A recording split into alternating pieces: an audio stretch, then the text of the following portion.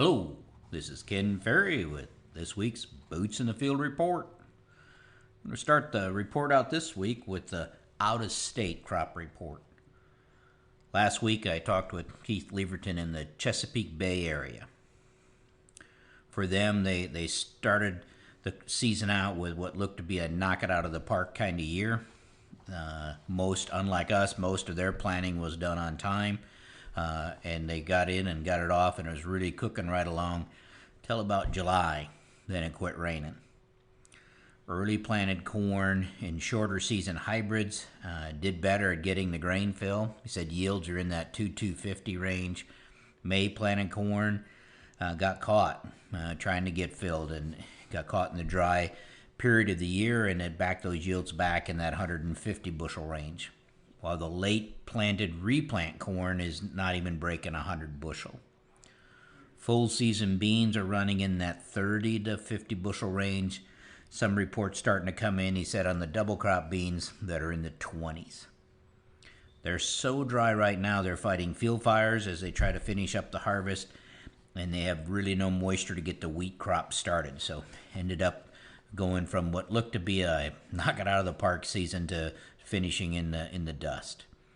Got word also from Paul Sullivan last Tuesday up in the Ottawa Valley in Canada, and he said that they got a killing frost last weekend.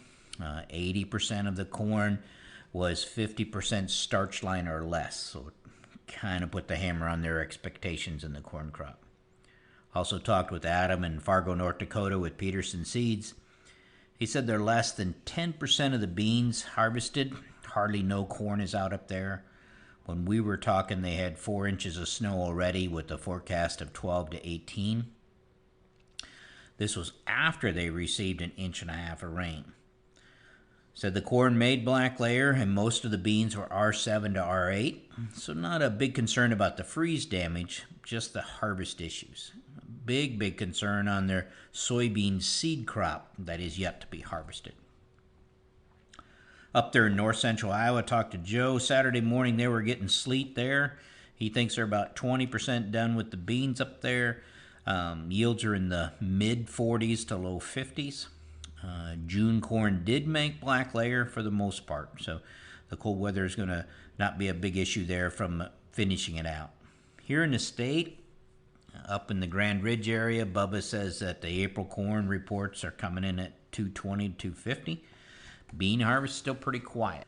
In Livingston County area, the dry spots still continue to come in at 120, 170 on the corn. The beans in the low 40s to mid 50s. Here in McLean County, reports in that 220, 230 range seem to be pretty common on the corn. May beans in the low to mid 60s. Down in the Winchester area, the guys are reporting corn close to average in that 220 range, while cornfields in the New Berlin area are in the 230s, but that is about 25 bushel under normal. These guys said they're about 3/4 done with harvesting soybeans. Their April beans are running 75 to 85 bushel. The mid-May beans are in the mid to low 60s.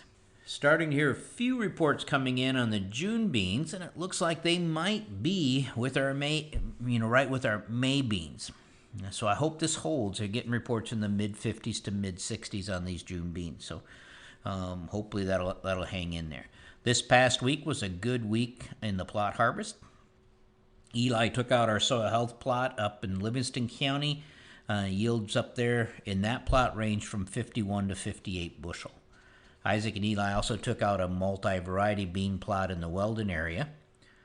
This was a plot with 3 varieties, multiple populations in a high pH field.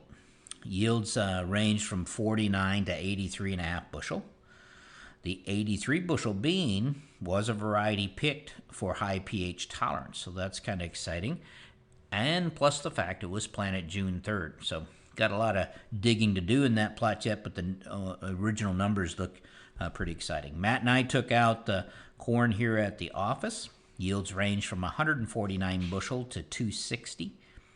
Moistures from 17% to 24%. In our population nitrogen hybrid plot, one hybrid at 180 pounds of nitrogen at 36,000 planted population was 36 bushel better than 22,000. When we pulled that N rate back to 60 pounds instead of 180, the difference between 22 and 36 was only 6 bushel. So again, kind of gives you an idea how important it is to tie population and N rates together. Our no-till corn was 12 bushel better than our double pass soil finisher blocks. So that popped out there.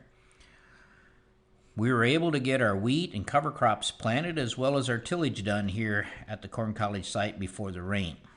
We planted wheat so we have room to do live field demos next summer for our field day in the Corn College event.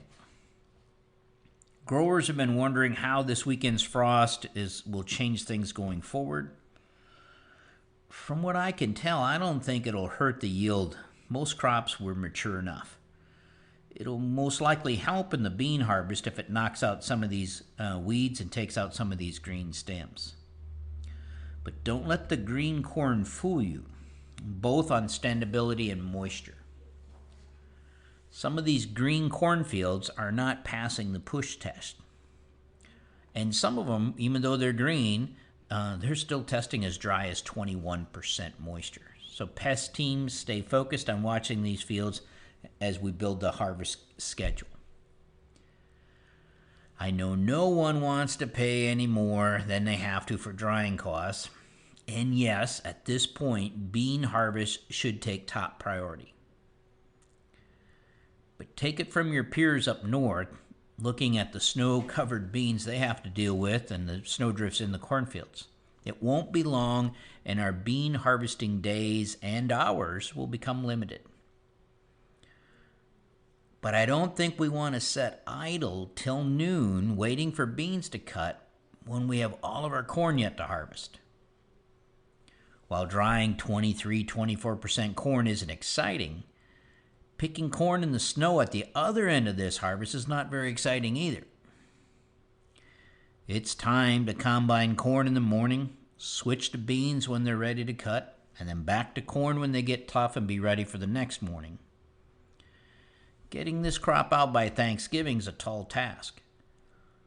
Last year, the week before Thanksgiving, I was hunting deer with 6 inches of snow on the ground. I'm just saying, let's get it while the getting's good. I sold the corn here at Corn College at the close of the market on Thursday.